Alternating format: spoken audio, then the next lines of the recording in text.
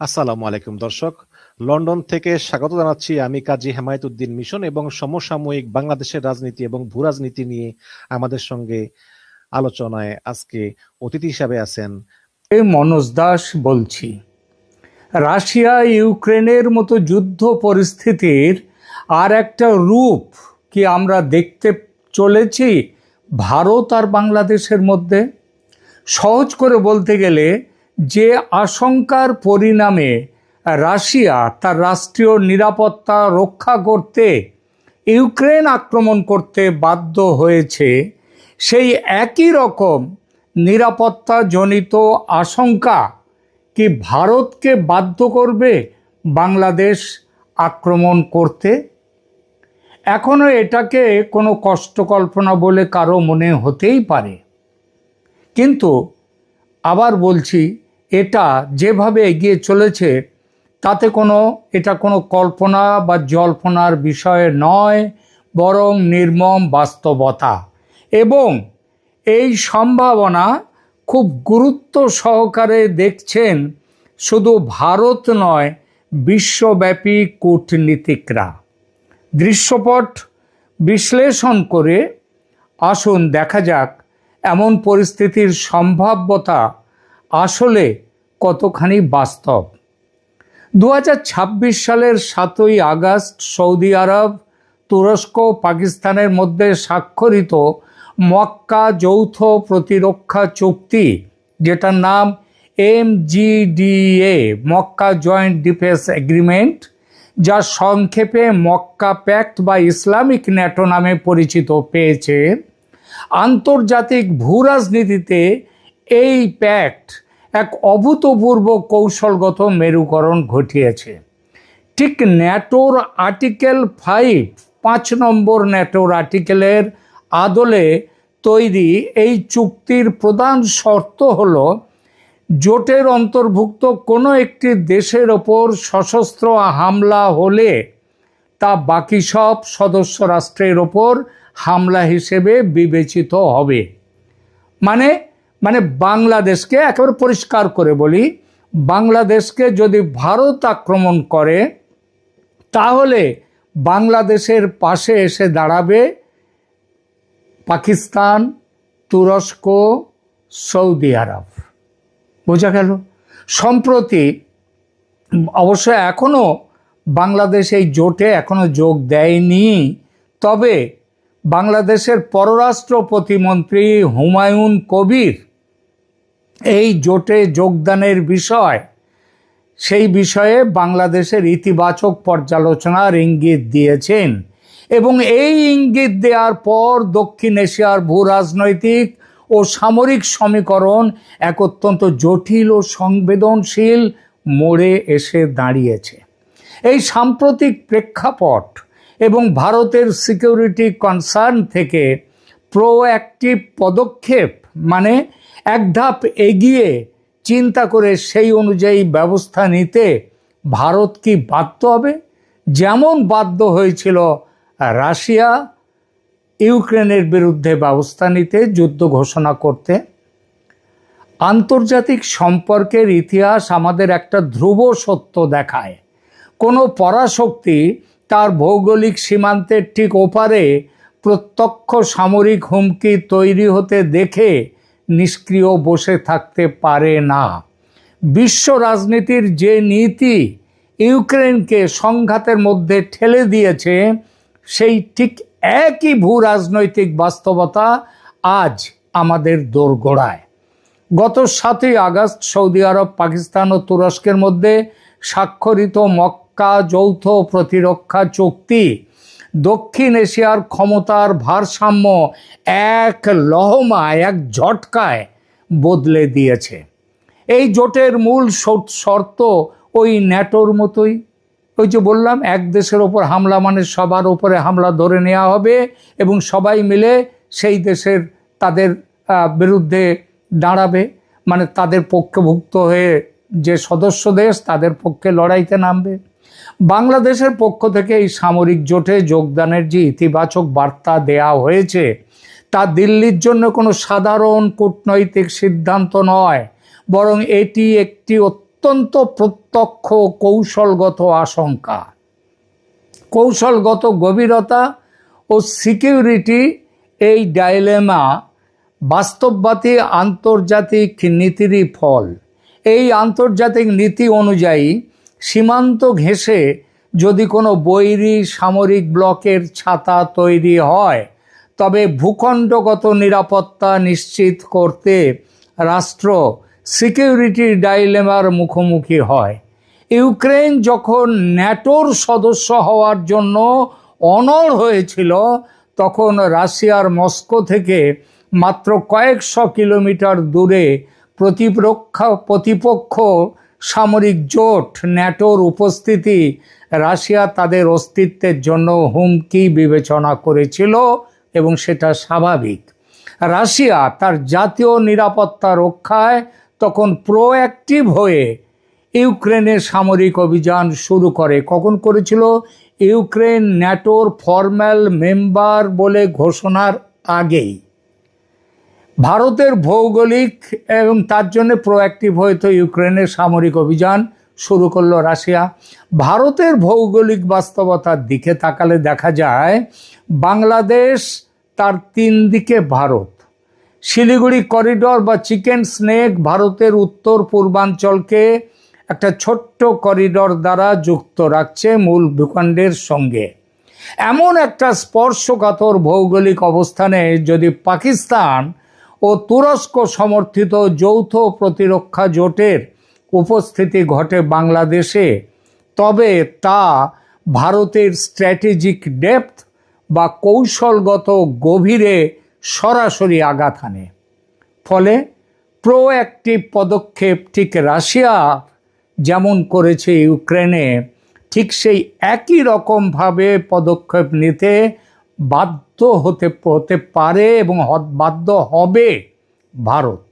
এই কারণগুলো কি? দেখুন, সামরিক ভারসাম্যের বিলুপ্তি, পাকিস্তান ও তুরস্কের মতো সামরিক বাহিনীর সাথে যৌথ প্রতিরক্ষা চুক্তিতে বাংলাদেশের অন্তর্ভুক্তি বঙ্গোপসাগর ও ভারতের পূর্ব সীমান্তে এক নতুন সামরিক জোট তৈরি করতে চলেছে, এটা বলাই ভালো অন্তত এই মুহূর্তে। তবে সেটা বাস্তব, কারণ আগেই বলেছি হুমায়ুন কবির বাংলাদেশের পররাষ্ট্র প্রতিমন্ত্রী, তিনি বলেছেন তারা যোগদান করবেন। এরপরে আসুন, ইউক্রেন যুদ্ধের শিক্ষা হলো হুমকি পুরোপুরি রূপ নেওয়া পর্যন্ত অপেক্ষা করা মানে আত্মঘাতী হওয়া। নিজের সার্বভৌমত্ব অটুট রাখতে রাশিয়া তাই ন্যাটোর অন্তর্ভুক্তি হওয়ার আগেই, ইউক্রেন ন্যাটোতে যোগ দেওয়ার আগেই রাশিয়া এগিয়ে গিয়েছিল, এবং সেটা তার সার্বভৌমত্ব অটুট রাখতে ভারতও কি তাহলে বাধ্য হবে সীমান্ত সুরক্ষিত করতে রাশিয়ার মতো প্রতিরোধমূলক সামরিক বা রাজনৈতিক ব্যবস্থা নিতে? এরপরে আসুন আঞ্চলিক পরাশক্তির সেই বিষয়টি। যে কোনো বৃহৎ শক্তি তার নিজস্ব প্রভাব বলয়ে প্রতিপক্ষ কোনো জোটের ঘাঁটি বা চুক্তি সহ্য করে না। ক্যারিবীয় সংকট, ক্যারিবিয়ান বা ইউক্রেন সংকট, সব ক্ষেত্রেই পরাশক্তিগুলো প্রোঅ্যাক্টিভ ভূমিকা নিয়েছে। ইতিহাস আমাদের শিক্ষা দেয় এবং সতর্ক করে যে উস্কানিমূলক সামরিক মেরুকরণ কখনো শান্তি আনে না। বাংলাদেশ যদি এই সামরিক জোটের অংশ হতে চায়, তবে তা ভারতের নিরাপত্তা কৌশলকে চরম পদক্ষেপের দিকে, অর্থাৎ যুদ্ধের দিকে ঠেলে দেবেই।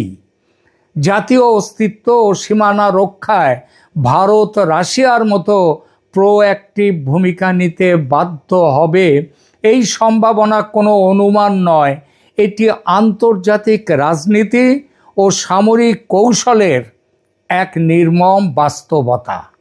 রংপুর অক্ষ থেকে বিচ্ছিন্ন করে শিলিগুড়ি করিডর প্রশস্ত করা এবং চট্টগ্রাম উপকূল বিচ্ছিন্ন করে বাংলাদেশকে ল্যান্ডলকড রাষ্ট্রে পরিণত করার এই দ্বিমুখী সামরিক কৌশলটি ভূ রাজনৈতিক ও সামরিক বিশ্লেষকদের একটা চরম তাত্ত্বিক মডেল, এবং ভারত এই মডেল নিয়ে চর্চা শুরু করেছে গত বছর থেকে, যখন অসমের মুখ্যমন্ত্রী হেমন্ত বিশ্ব শর্মা বলেছিলেন যে বাংলাদেশ ভারতের চিকেন স্নেক বা শিলিগুড়ি করিডর নিয়ে তারা নজর দিচ্ছে, চীনকে ডাকছে ওটা কেটে নিয়ে যাতে উত্তর পূর্ব ভারতকে বিচ্ছিন্ন করা যায়। এসব পরিকল্পনাগুলো বাংলাদেশ দেখিয়েছে এই মডেলটা। আর এই মডেলটা সেইটা যদি এখন ভারতও যদি বলে, তখন কি বলেছিলেন হিমন্ত বিশ্ব শর্মা বলেছিলেন যে ভারতের একটা চিকেন নেকের দিকে তোমরা নজর দিচ্ছ, তোমাদের দুটো চিকেন নেক আছে। এই দুটো চিকেন নেকের একটা হচ্ছে রংপুর আর একটা হচ্ছে চট্টগ্রাম, এই দুদিকে। আর এই দুটোকে বিচ্ছিন্ন করলে কি হবে, বাংলাদেশকে একটা ল্যান্ডলকড রাষ্ট্রে, মানে যার চারদিকে জমি ভূখণ্ড, মানে সমুদ্রে যাওয়ার জায়গাটা থাকবে না। এবং এই দ্বিমুখী সামরিক কৌশলটা ভূ রাজনৈতিক ও সামরিক বিশ্লেষকদের তাদের মাথায় এখন এসেছে। এই পরিস্থিতি তৈরি হলে উভয় দেশের ক্ষেত্রে কি ধরনের অর্থনৈতিক ও কৌশলগত সমীকরণ তৈরি হবে তার একটা ছোট্ট বিবরণ নিচে দিচ্ছি। প্রথমে বলি বাংলাদেশের সম্ভাব্য ক্ষয়ক্ষতি কি হবে। দেখুন, অর্থনৈতিক ধস ও আন্তর্জাতিক বাণিজ্যের অবরুদ্ধ হয়ে যাবে বাংলাদেশ। বাংলাদেশের আন্তর্জাতিক বাণিজ্যের, বিশেষ করে তৈরি পোশাক রপ্তানি ও কাঁচামাল আমদানি, তার 90% বেশি সম্পন্ন হয় চট্টগ্রাম ও মংলা সমুদ্র বন্দরের মাধ্যমে। সমুদ্র প্রবেশ অধিকার হারালে বাংলাদেশ সম্পূর্ণভাবে প্রতিবেশীদের ট্রানজিটের ওপর নির্ভরশীল হয়ে পড়বে, অনেকটা নেপাল এবং ভুটানের মতো। এবং রপ্তানি ভিত্তিক অর্থনীতি তাৎক্ষণিকভাবে অচল হয়ে যাবে বাংলাদেশের। এরপরে আসুন, জ্বালানি ও খাদ্য নিরাপত্তায় কি সংকট দেখা দেবে। বাংলাদেশ তার প্রয়োজনীয় অপরিশোধিত জ্বালানি তেল, এলএনজি, ভোজ্য তেল এবং খাদ্যশস্যের বিশাল অংশ সমুদ্রপথে আমদানি করে চট্টগ্রাম দিয়ে। সমুদ্রপথ বন্ধ হলে দেশটিতে তীব্র জ্বালানি ঘাটতি ও মহামারী আকারের মুদ্রাস্ফীতি দেখা দেবেই। তৃতীয়ত, ব্লু ইকোনমি, মানে সামুদ্রিক যে ইকোনমি, সামুদ্রিক সার্বভৌমত্ব যেটা এখন বাংলাদেশের আছে সেটা হারিয়ে যাবে। বঙ্গোপসাগরে 200 নটিক্যাল মাইলের এক্সক্লুসিভ ইকোনমিক জোনে থাকা বিপুল মৎস্য সম্পদ, প্রাকৃতিক গ্যাস এবং উদীয়মান সামুদ্রিক অর্থনীতির ওপর বাংলাদেশের কোনো অধিকার আর থাকবে না। এরপরে আসুন, ভূ রাজনৈতিক কৌশলগত পরাধীনতা। ল্যান্ডলকড রাষ্ট্রে পরিণত হলে বাংলাদেশ হয়ে যাবে আর এক নেপাল বা ভুটান। এবং যে কোনো আন্তর্জাতিক নীতির ক্ষেত্রেই বাংলাদেশকে চতুর্দিকে ঘিরে থাকা শক্তির ওপর 100% নির্ভরশীল হয়ে থাকতে হবে, মানে ভারতের ওপর, যা বাংলাদেশের স্বাধীন পররাষ্ট্রনীতির অস্তিত্বকে বিলুপ্ত করে দেবে। এবার ভারতের কৌশলগত লাভটা দেখুন, চিকেন স্নেক বা শিলিগুড়ি করিডরের স্থায়িত্ব বেড়ে যাবে। ভারতের মূল ভূখণ্ডের সাথে উত্তর পূর্বাঞ্চলের 8টি রাজ্যকে যুক্ত রাখা কৌশলগত শিলিগুড়ি করিডর মাত্র 21 কিলোমিটার চওড়া, কিছু কিছু জায়গায় সামান্য জায়গায়, যা ভারতের নিরাপত্তার সবচেয়ে দুর্বলতম স্থান। রংপুর অঞ্চলের ওপর নিয়ন্ত্রণ বা প্রভাব বিস্তার করা গেলে এই করিডর ওই 20 কিলোমিটার, 25 কিলোমিটার থেকে 100 কিলোমিটার চওড়া হয়ে যাবে এই করিডর, যা চীন বা অন্য কোনো বৈরী শক্তির সামরিক হুমকির সুযোগ চিরতরে বন্ধ করে দেবে। এরপর আসুন বঙ্গোপসাগরের নৌ আধিপত্যের বিষয়ে। চট্টগ্রাম বিচ্ছিন্ন হলে বঙ্গোপসাগরের উত্তর অঞ্চলে ভারতের ইস্টার্ন নাভাল কমান্ডের একক সামরিক কর্তৃত্ব প্রতিষ্ঠিত হবে। এর ফলে এই অঞ্চলে অন্য কোনো পরাশক্তি বা বৈরী জোটের নৌঘাঁটি নির্মাণের সম্ভাবনা পুরোপুরি শেষ হবে। এছাড়া উত্তর পূর্ব ভারতের মধ্যে যোগাযোগ ব্যবস্থা বিশালভাবে উন্নত হবে। ত্রিপুরা, মিজোরাম ও আসামের সাথে কলকাতার লজিস্টিক দূরত্ব বহুলাংশে কমে আসবে এবং নদী ও সড়ক পথে ভারতের অভ্যন্তরীণ সরবরাহ রুট পুরোপুরি সুরক্ষিত হবে। এটা কারণ এই সুবিধাগুলো সেগুলো বললাম। এরপরে আসুন, একটি রাষ্ট্রকে সমুদ্রপথ থেকে বিচ্ছিন্ন করা মানে তার সার্বভৌম রাষ্ট্র হিসেবে টিকে থাকার অর্থনৈতিক শক্তি যেটা, সেটাকে পঙ্গু করে দেয়া। সামরিক দৃষ্টি থেকে এই ধরনের পদক্ষেপ কোনো দেশের জন্য চূড়ান্ত সমর্পণের পরিস্থিতি তৈরি করবে। আর আক্রমণকারী যে আক্রমণ করলো, অর্থাৎ এখানে ভারতের জন্য, তা ভূ রাজনৈতিক আঞ্চলিক আধিপত্য নিশ্চিত করবে। এখন প্রশ্ন হলো, ভারত কি সত্যি এটা করতে চায়? একদমই নয়, করতে চাইতো না, কিন্তু পরিস্থিতির চাপে ভারত আজ বাধ্য হবে।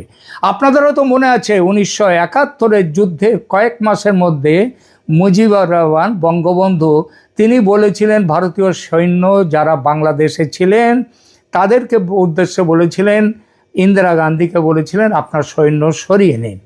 বাংলাদেশকে আপনারা মনে রাখবেন, বাংলাদেশের স্বাধীনতা যুদ্ধে, সেই যে যুদ্ধ 71-এর যুদ্ধ, সেখানে কিন্তু পাকিস্তান ওই বাংলাদেশ সেনাবাহিনীর কাছে বা মুক্তিযোদ্ধাদের কাছে আত্মসমর্পণ করেনি, করেছিল ভারতীয় সেনার কাছে। এবং তার ফলে ভারতীয় সেনার যুদ্ধ জয়ের যার ফলে বাংলাদেশের উপর অধিকার ভারতের ছিল, কিন্তু ভারত সে অধিকার ফলায়নি। এমনকি বঙ্গবন্ধু ভারতীয় সেনাকে বাংলাদেশ ছাড়ার বলার সঙ্গে সঙ্গেই বাংলাদেশ ছেড়ে চলে এসেছে ভারত। তারপর থেকে আজ অবধি 1 ইঞ্চি জমি বাংলাদেশের দখল করেনি ভারত। উল্টে ওই 3 বিঘা এবং ছিটমহল চুক্তির মাধ্যমে ভারতের বেশি জমি গেছে বাংলাদেশের দখলে, এবং বাংলাদেশের কম জমি, যেগুলো ছিটমহলগুলো ভারতে ছিল, ভারত কম জমি পেয়েছে। যার জন্যে ভারতের পার্লামেন্টে এই বিষয়টা পর্যন্ত উল্লেখ করে পার্লামেন্ট থেকে স্বীকৃতি নিতে হয়েছিল, কারণ সেটা মোদি সরকারের একার বিষয় ছিল না, পার্লামেন্টে সেই বিষয়টা দেখাতে হয়েছিল। সুতরাং আজ অবধি ভারত কোনো পরিস্থিতিতেই বাংলাদেশের 1 ইঞ্চি জমির ওপরে দখল করবার চেষ্টা রাখেনি, ইচ্ছা দেখায়নি। কিন্তু আজ নিজের সিকিউরিটি রক্ষা করবার জন্যে, এবং ঘরের পশ্চিমে ভারতের পশ্চিমে পাকিস্তান, সেই পাকিস্তান তুরস্ক এবং সৌদি আরবকে নিয়ে আবার পূর্ব দিকে বাংলাদেশে এসে ঘাঁটি গাড়বে, নিশ্চিতভাবে ভারতের অস্তিত্বের জন্য, সিকিউরিটির জন্য একটা বিরাট ভয়। এবং এই আশঙ্কা থেকেই আজকে ভারত এই জিনিসটি ভাবছে। এখনও বলছি, যে মুহূর্তে ভারতের গোয়েন্দা বিভাগ খবর দেবে ভারত সরকারকে যে বাংলাদেশ অ্যাপ্লিকেশান দিয়ে দিয়েছে ওদের ওখানে মেম্বারশিপের, এবং বাংলাদেশ মেম্বারশিপ নিয়ে নিচ্ছে ওই জোটের, পাকিস্তান তুরস্ক সৌদি জোটের, আমি বলছি কয়েক মিনিটের মধ্যে ভারতীয় সেনা বাংলাদেশে ঝাঁপিয়ে পড়বে। ভারত ব্যবস্থা তৈরি রেখেছে পুরো উত্তর পূর্ব ভারতে, এবং কলকাতা যার হেডকোয়ার্টার, সেখানটায় পুরো ব্যবস্থা ভারতের তৈরি। একটা শুধু গো বলা, তারপরেই ঝাঁপিয়ে পড়বে ভারত। আমরা আশা করব বাংলাদেশ আমাদের পুরনো বন্ধু, আমাদের ভাইয়ের মতো, আমরা তাদের সাথে কোনো রকম, ভারত তাদের সাথে বিরুদ্ধে কোনো কাজ তারা করেনি আজ পর্যন্ত। সুতরাং এখন যেন তারা করতে না বাধ্য হয়, এটা দেখার দায়িত্ব তারেক রহমানের সরকারের। যেভাবে মোহাম্মদ ইউনূস ভারতের বিরোধিতা করে গেছেন, যেভাবে তারেক রহমান ভারতকে পদে পদে অপমান করছেন, এবং এই অপমানটা কেন ভারত ভালোবাসা দেখাতে গিয়েছিল, সেইটাকে ভারতের দুর্বলতা ভেবে তারেক রহমান ভারতের বিরুদ্ধাচরণ করছে। এটা বেশি দিন ভারত আর সহ্য করবে না, বলে দিলাম। ভারতের থিঙ্ক ট্যাঙ্ক যারা RSS, তারা ইতিমধ্যেই বলে দিয়েছে অনেক সহ্য করা হয়েছে বাংলাদেশের এই ভারত বিরোধী শক্তিকে, কিন্তু আর নয়, এবার ঝাঁপিয়ে পড়ার দিন আসছে। এখনকার মতো এখানেই রাখছি। কেমন লাগলো আমাদের আজকের এই প্রতিবেদন কমেন্ট করুন, লাইক দিন, শেয়ার করুন এবং চ্যানেল এখনও সাবস্ক্রাইব না করে থাকলে অবশ্যই সাবস্ক্রাইব করে ক্যালকাটা ডায়ালগসের পাশে থাকুন। ধন্যবাদ।